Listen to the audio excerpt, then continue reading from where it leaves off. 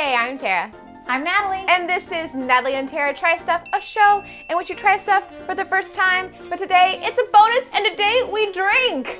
Yay! Yes, today we are going to be trying a new alcohol and a new cocktail that I found in their stories on Instagram. Glyph sent us these amazing bottles of science whiskey. Let's go to the bar, Tara. Yes. To the bar. To the bar! How you guys doing? Welcome. Gonna get you.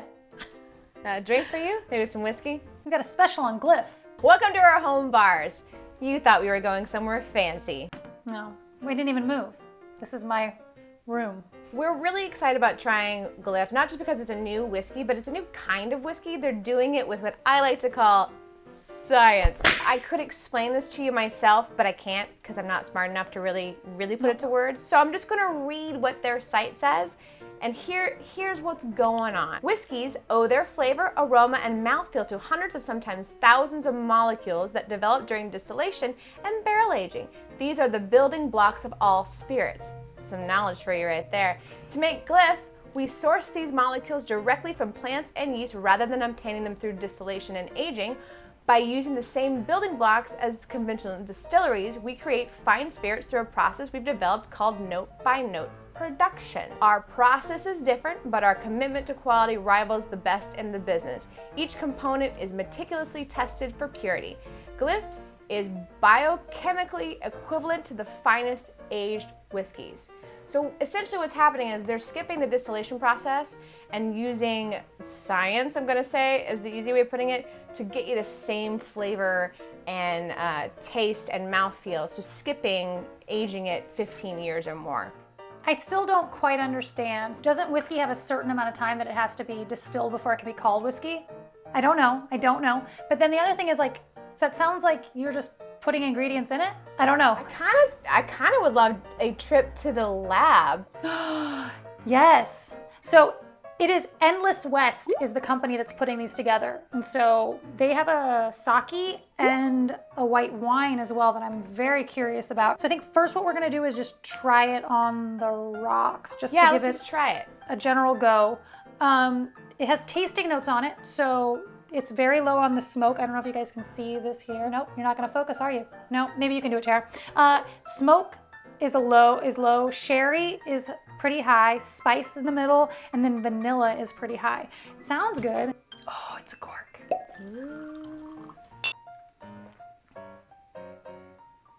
That's pretty smooth. Whoa.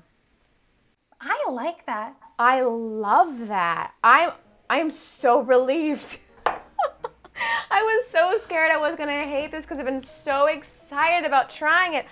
I really like that. I will say it's unique in that like it doesn't have, well, there's no oakiness to it. Yeah.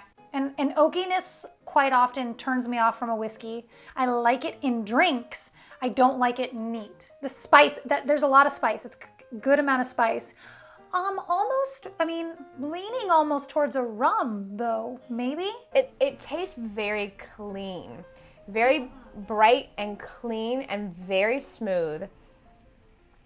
Yeah, almost rum-esque. So on their site, on their Instagram, there was they have all these cocktails that they've done in the past, and they're all fancy schmancy. So this is called A Day at the Beach, and I have to start off with some warnings. Like, Tara, can we get some? Okay, great, thank you. So I'm quarantined in southern Utah at my ranch. I'm actually squatting right now in a vacant apartment building. You're making it sound so much worse than it actually is. It's kind of as bad as that. You're not squatting, you're borrowing space from a family member that has nothing in it. So getting things to make things is not easy. Also, in southern Utah during a quarantine, so getting alcoholic things is not that easy. So Tara's gonna be making this cocktail 100% the way it's supposed to be made. I'm gonna be making this cocktail with the things that were available to me. Which is very interesting because you and I have had long discussions about how fun would it be to do a cocktail series on the channel that is like the good ingredients and the not good ingredients. Yeah, we talked about an episode called like High Shelf Well, and it would be trying to make the same cocktails with, and I think this is actually really fun, the idea of just the things that you find in Middle America and not in New York and LA. Because finding hibiscus syrup in LA, probably not as hard as finding hibiscus syrup in Laverkin, Utah. So yeah, I managed to make hibiscus syrup the fancy way with all the ingredients. In that fancy bottle. I mean, I just really wanted to sell how fancy I am. I made hibiscus syrup. It's in the sippy cup. And it's not really hibiscus You syrup. just made my day. You just picked the perfect container for that. I don't have many options, actually. Wait, I gotta find the ingredients for this really quick. Yes, you need 1 ounce of Glyph Whiskey. You're gonna use half an ounce of pineapple juice, 3/4 of an ounce of fresh lime juice, hibiscus syrup, half an ounce, and mezcal. Luckily, I was able to get some mezcal, but it was the only one they had at their state-run liquor store, and I don't know if this is a good one or not. So the only good ingredients I have in it are that I actually have mezcal and I have lime juice. But step 1, shaker tin. Shaker tin. Here's mine. Which I couldn't find a martini shaker. What is that? So it's a tumbler. I found a tumbler that has a lid that closes. And then I figured I could put and shake it the same way, and it was metal, so I don't know. That 100%, that absolutely works. So we add all the ingredients Okay. with ice. So first I'm putting ice in my shaker tin. Ice. We need 1 ounce of Glyph Whiskey. I couldn't get a jigger. What is that? It's 1/8 of a cup, which is 29.5 milliliters, which is an ounce. I am so had to do impressed math. with you right now. So 1 ounce of Okay. Glyph. We're gonna do half an ounce of pineapple juice, 3/4 an ounce of fresh lime juice. 3/4 an ounce fresh lime juice. Which this is where things are gonna get tricky as I'm trying to squeeze my lime juice. Are you into really? even Wait, are think you I doing can. it by? Wait, no, I'm These sorry. What are limes. you squeezing? You're doing it with your. All right, this is a bad lime too. You know how you get some limes and there's no Oh juice? no, you're gonna be there a while. I'm gonna get fancy here. What if I do this? You can't see what's happening here, but it's Oh it's my god, I awesome. wish. This is what we need a camera crew on your hands exclusively. It's a really good thing that I've been working out on the ranch. Next is half an ounce of hibiscus syrup, which is hibiscus simple syrup. And Tara made a fancy schmancy did. one using actual hibiscus leaves. Flowers. And she was like, if you can't find it, it's actually really easy to make. But then I was like, where am I gonna find hibiscus leaves in Flowers. Laverkin?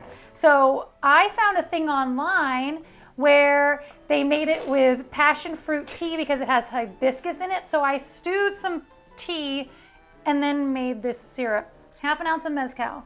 We are going to shake and strain this, but first we need to rim our glass.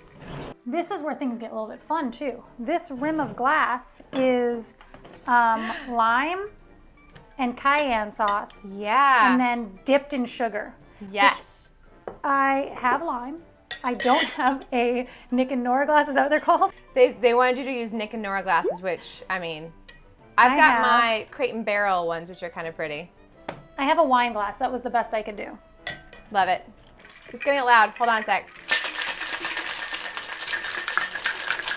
Now, was able to get this strainer. This is just a kitchen strainer that I was able to get a hold of. Pretty color. Okay. It's Okay, beautiful. so mine is a little bit pinker. Mine's a deep, deep red. You ready? Oh, Oh. That is good. That is is really good. good. That is, And I like the spice. Good. I'm all about that. I'm wow. all about that. I'm all in. Wow. And as a beach drink, ooh, that's freaking good. Like, how do I guess I could put it all into this and then transport it to the beach. Yeah, why not? That is fantastic. That's so good. That's worth all your hunting and gatherings.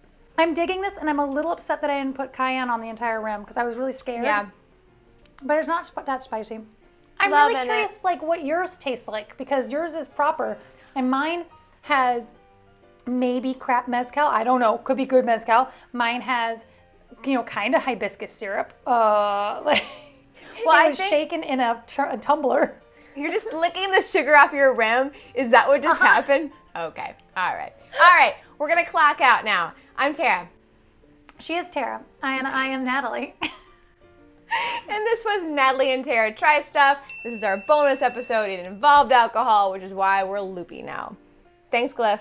Thanks, guys. Subscribe, bell, comment. I don't know what's happening in my living room.